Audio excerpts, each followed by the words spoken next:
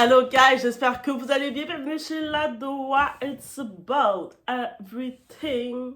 Je sais, j'ai tardé. Fallait que je me repose. Fallait que mon corps réclamait du repos. Et oui, mon corps.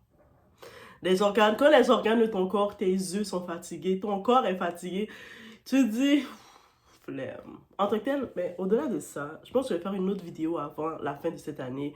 Bilan, surtout par rapport à mon stage. Mais je suis comme, l'impact qu'on peut amener dans la vie de certaines personnes juste en faisant de l'écoute active. Et il n'y a pas de prix. Et en tant que tel, je suis dans une vocation, je suis en train d'étudier, la formation que je suis en train d'étudier, c'est une vocation. Et puis oui, le stage, je vous dis, est difficile. Mais l'impact que tu crées dans la vie des gens, c'est wow. Bref, on va parler d'une actualité que j'ai vue passer. J'ai dit pourquoi ne pas en parler. Surtout qu'on est dans la saison hivernale, guys. Concernant justement, il y a eu... on sait que depuis le resserrement des politiques migratoires du côté américain avec l'administration Trump, beaucoup de migrants pensent que le Canada est un Eldorado. J'entends même du monde dire « Ah, si ça marche pas aux États-Unis, ben bof, je vais aller comme second plan au Canada, puis ils vont m'accepter, puis je vais bénéficier de tout. » Et Canada, ils ont toujours été très stricts. On est très gentils à certains niveaux, mais on est très stricts. On y va selon, il faut suivre le protocole, il faut y aller chacun son tour. Et c'est compliqué, et surtout, il faut regarder tout ça.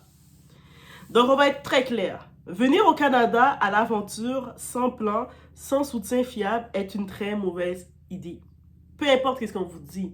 Donc, c'est plus facile pour un migrant d'essayer d'opérer aux États-Unis et de même y réussir que de venir dans un pays comme le Canada. Le Canada, c'est pas facile comme on le pense. Et ce n'est pas de la haine de dire ça, mais c'est une réalité et c'est de ça qu'on va parler. Guys, it's about...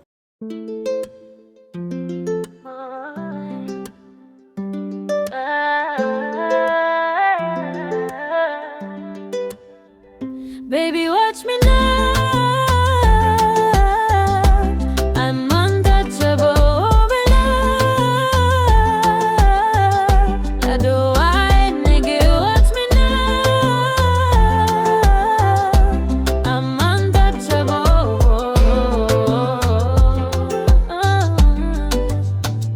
Nazali motema ya pouvoir. Na besi mon lumière nanzoto na regard. C'est moi qui choisis de qui moun ka vin bo côté. Bon Dieu ka guide moi.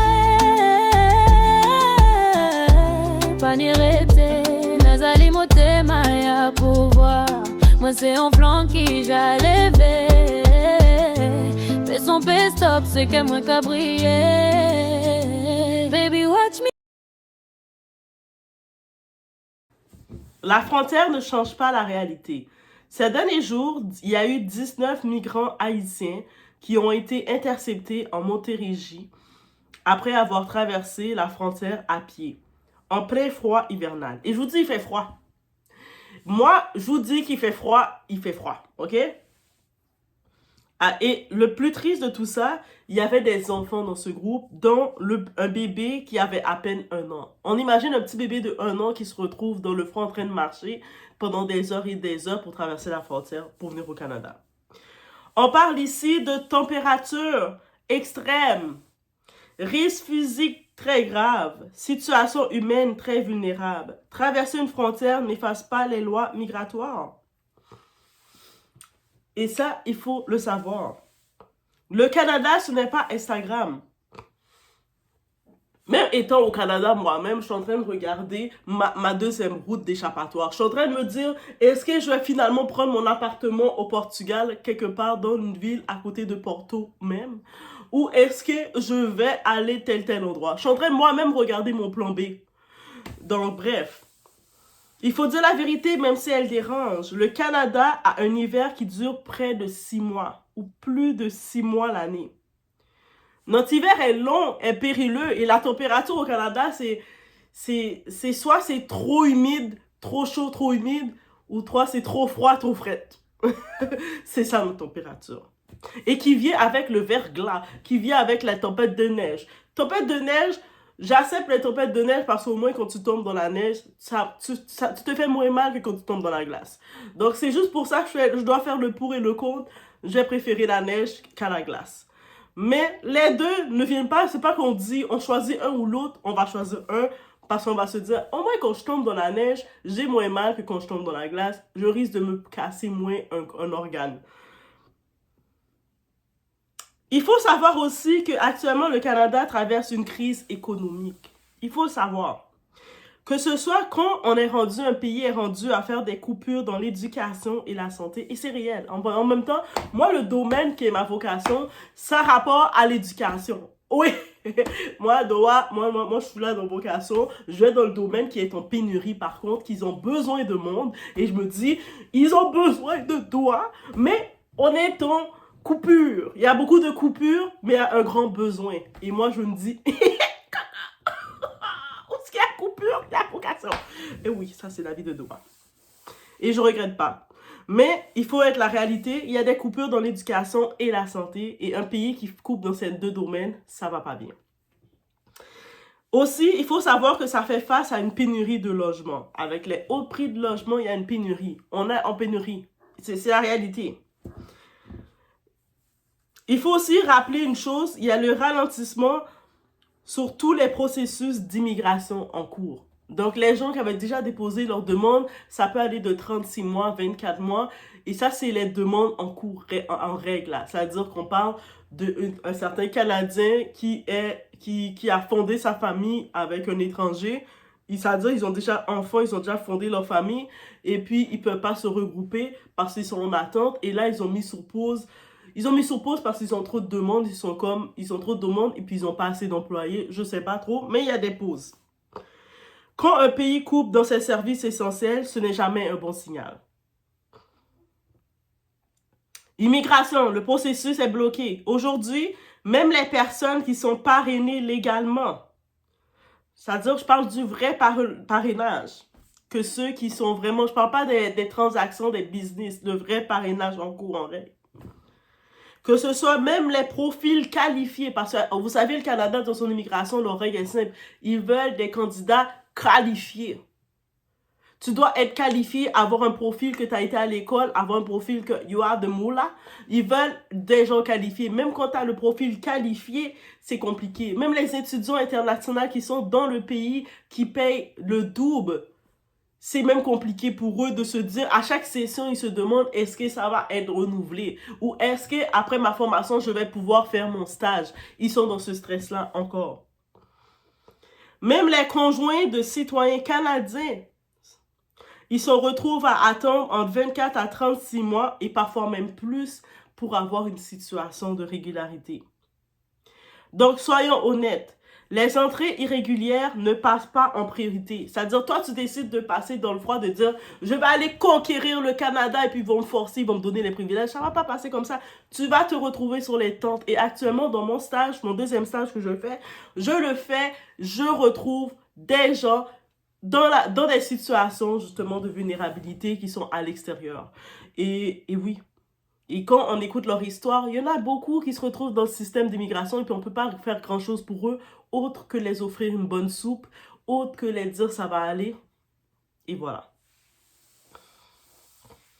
Le fantasme du mariage express pour être légalisé est terminé. C'est-à-dire ceux qui se disaient, je vais me marier avec une petite Canadienne, avec un petit Canadien, et il va remplir les papiers pour moi. Et puis je suis au Canada, je vis la belle vie. Ce fantasme-là est terminé, résolu. Si c'était votre intention, déjà, revoyez un autre projet. Les règles sur la filiation et le droit du sol ont changé aussi ou sont en train d'être changées.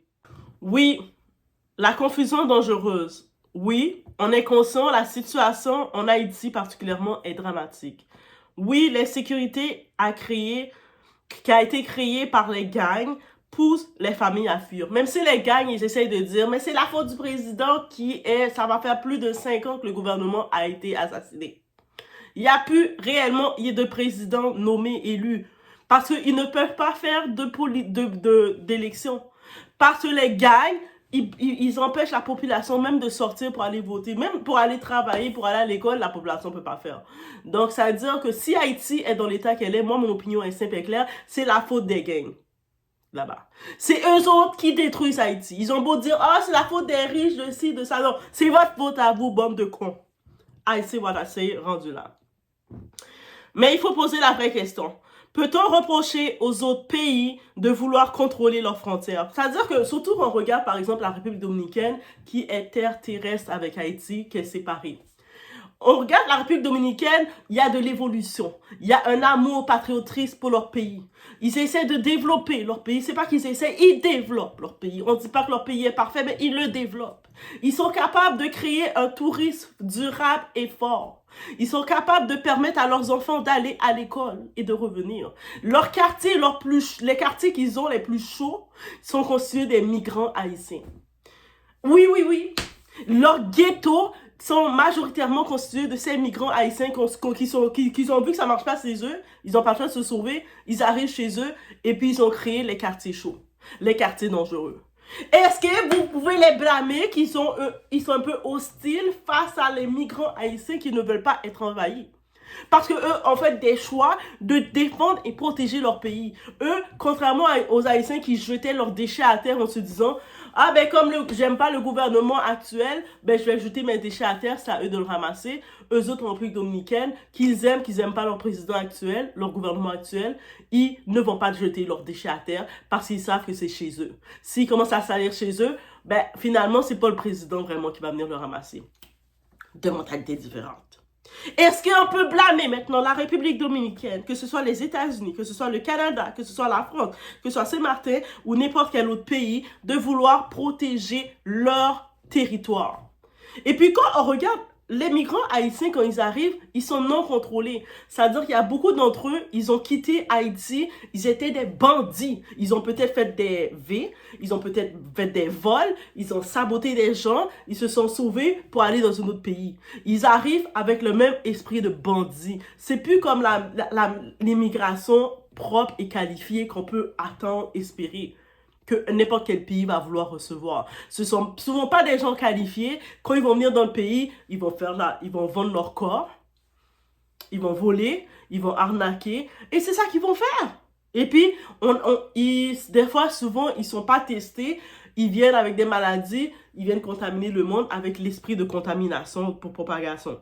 Donc, il faut se dire que oui, les pays sont un peu austères face à tout ça. Est-ce qu'on peut les blâmer? La compassion n'annule pas la souveraineté. Et c'est ça qu'il faut comprendre. Le plus grand danger, l'illusion. Le vrai problème, ce n'est pas la migration, c'est la désinformation. Des gens, ils partent, ils quittent où ils sont. Donc, ils ont fait l'aventure, ils sont arrivés aux États-Unis. À une époque, dépendant le gouvernement libéral qui était le démocrate qui était là, il y avait un peu plus il permettait un peu plus de droits aux migrants.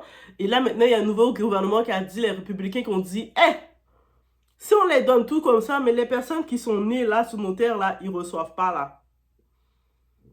Nous, on est en crise. Partout, il y a des crises. Depuis qu'il y a eu l'affaire de la pandémie, là, tous les pays qui étaient bloqués, qu'est-ce qui arrive? On regarde un constat majeur, il y a une crise économique partout.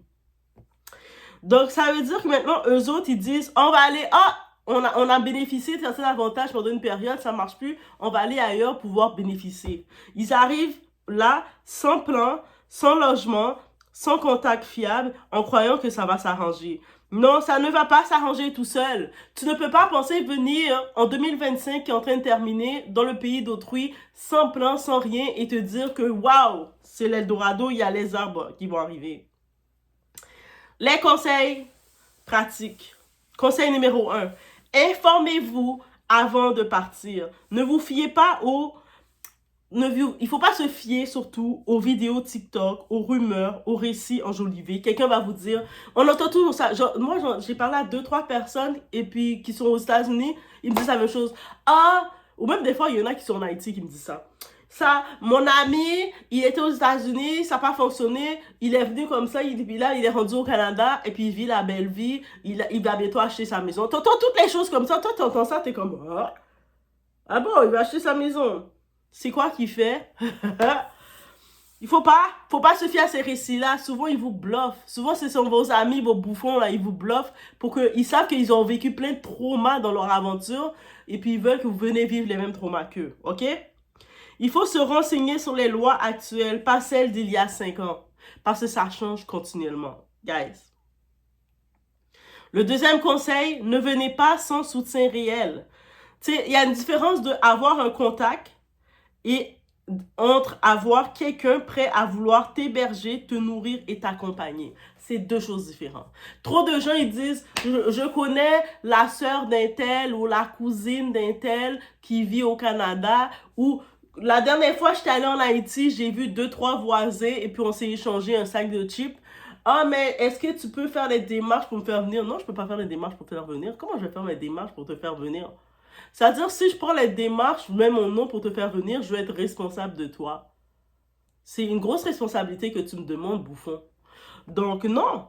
Il faut que vous êtes sûr que la personne qui vous fait venir est une personne qui peut vous assurer un hébergement, d'être nourri et accompagné pour que vous puissiez être indépendant. C'est pas juste un contact. Ah, j'ai le nom de Doa, elle vit quelque part au Canada. Eh, est-ce que tu connais la situation de Doa qui vit quelque part au Canada?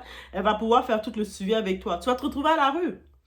Sans ça, si vous allez comme ça, vous allez juste avec des contacts, vous allez vous retrouver exposé à la rue, à la détention, au renvoi, à des traumatismes inutiles. Tu sais, c'est comme, j'avais vu une femme. En plus, cette femme-là, c'est tellement triste. Elle avait ses papiers résident permanent, résident temporaire, je pense, américain. Mais j'imagine avec la pression, ou je sais pas, elle entendait parler, j'imagine, des récits que le Canada, ça peut être plus facile, ça peut être plus beau, ça peut être plus si, il y a la neige blanche. Elle a décidé de quitter les États-Unis pour aller au Canada. Mais elle galère. Là, je pense qu'elle est retournée aux États-Unis, elle a eu sa famille qui l'ont fait retourner, mais elle galérait là, son ici. Elle dormait, à chaque jour, elle devait appeler les numéros, les centres d'hébergement pour voir s'il y avait une place pour qu'elle dort. Et c'est pas dans un lit, dans les centres d'hébergement. Il n'y a plus de lit, là. Le budget a été coupé, guys. Les gens, ils dorment sur des chaises. On met des petites chaises sur eux, et puis ils sont couchés sur les chaises. Et puis toutes leurs valises sont sur eux pour pas se faire voler. Et même quand leurs valises sont sur eux, quelqu'un peut passer et peut voler tes trucs.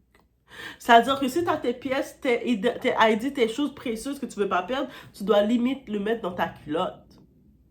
Et quand même, quand tu veux aller aux toilettes, c'est une galère. C'est-à-dire que tu es une femme, tu es à la rue, tu vas aller aux toilettes, c'est une galère. Tu te promènes avec tes choses, tu rencontres tout type de personnes. Tu peux...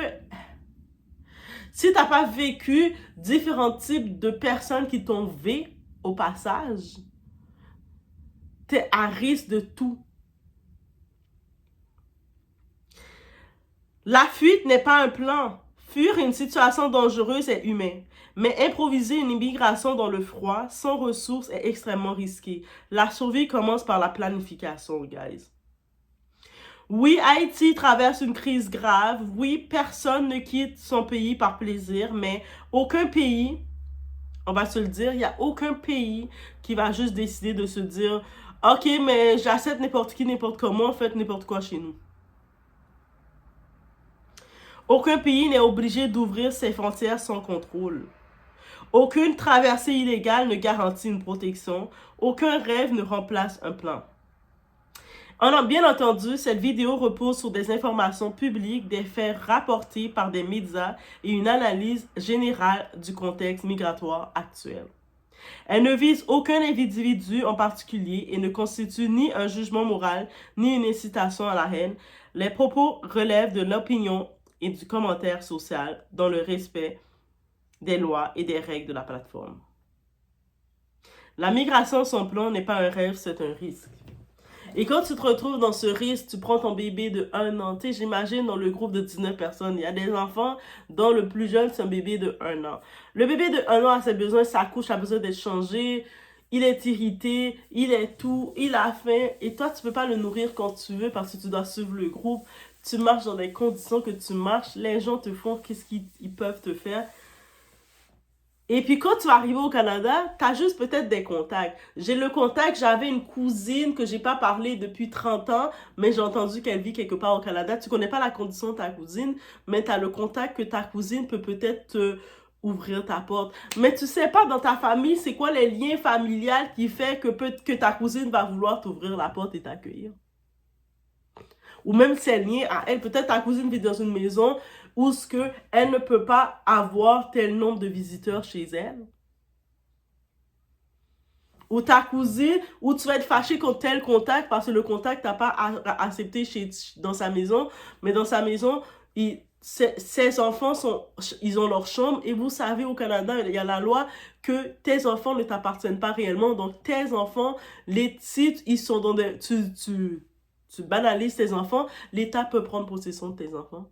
Donc, ça veut dire que c'est plus dans l'époque où on sait que les personnes, les migrants, quand ils arrivaient, leur famille prenait leurs enfants, ils les mettaient dans le salon, ou ils les mettaient dans le sous-sol, ou ils les mettaient sous la table dormir pour accueillir leurs cousins, leurs cousines venir à l'aventure.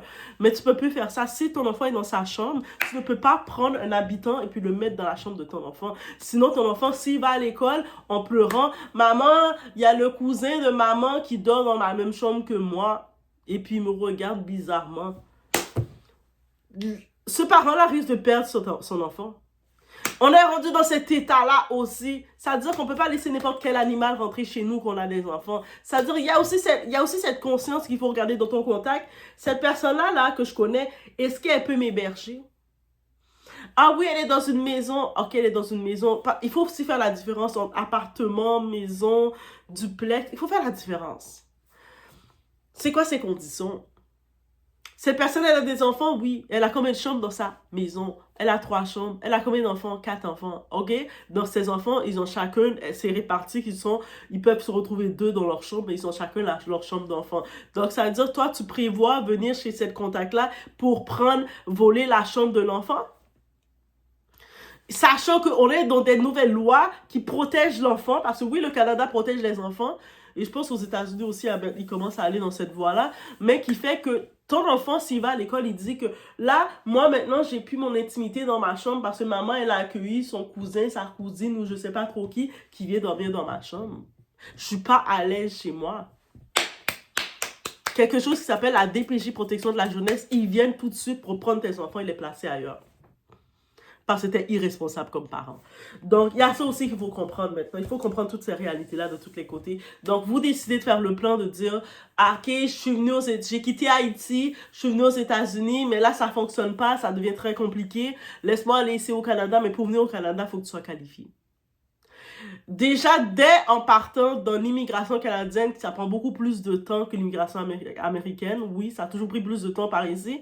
Pourquoi? Parce qu'on réclame la qualification de chaque personne, chaque candidat. Et même comme si ça serait ton partenaire, ton mari ou ta femme qui te parraine pour te faire venir, qui va te subventionner, qui te parraine dans tout le processus. Même ce processus-là, c'est ralenti. Je ne sais pas si c'est une manque de main-d'œuvre, parce qu'à ce qui paraît, il les manque des gens pour les aider. Ils ont reçu trop de dossiers, ils n'ont pas assez de gens pour remplir les dossiers, c'est pour ça qu'ils ont dû mettre des pauses. Mais même à ça, il y a des pauses. Donc, c'est pas toi qui vas venir, tu y vas de façon illégale, ça veut dire qu'ils n'ont pas accès à ton dossier, ils ne savent pas si tu es qualifié, ils ne savent pas si tu as été à l'école, ils ne savent rien de tout ça, et que tu as juste passé sur le dossier de tout le monde parce que tu as passé le froid. Tout ce que tu vas faire, tu traumatises tes enfants, ils arrivent dans le froid. Oui, on va te donner, sur le coup, on va te donner une soupe, un petit sandwich au thon, une petite soupe, un petit verre de jus, même pas de jus, on va donner du café. Une petite affaire de café, un gobelet de café, et puis on va commencer à essayer de prendre ton nom pour te réexpédier ou d'où tu sors. Donc, ils prennent ton nom, ils contactent la douane, la frontière américaine. Hey! On a telle personne qui vient d'arriver des États-Unis, les Américains regardent, mais on l'a même pas légalisé. Lui, ça veut dire qu'il n'a même pas rempli nos normes. Ça veut dire qu'il n'a même pas passé notre passage à nous. Il est infiltré chez nous. Donc, ça veut dire que tu es infiltré chez eux, mais toi, tu penses qu'au Canada, tu vas être filtré. Ils vont te prendre, ils vont te donner la maison et tout. Non. Ils choisissent même qui veulent filtrer. On sait que quand il y avait eu, récemment, il y a quelques années de ça, dans l'époque de Trudeau, il y avait eu la guerre en Syrie. Ils avaient décidé de prendre des ressortissants syriens. C'était leur choix politique qu'ils ont décidé de faire et qui a causé beaucoup de problèmes à Trudeau suite à ça. On a dit, hey, chez nous, on a des problèmes et toi, tu vas chercher les gens comme ça, tu prends notre argent et les Canadiens n'ont pas été contents. Et Trudeau, on le voit après 10 ans, il a fait « Ah, je laisse tomber la politique parce qu'il a compris qu'il était plus aimé. » Mais bref, c'est une autre histoire. Donc, c'est ça que je tenais à dire avec vous. Laissez-moi savoir ce que vous en pensez. On se retrouve au prochain vidéo.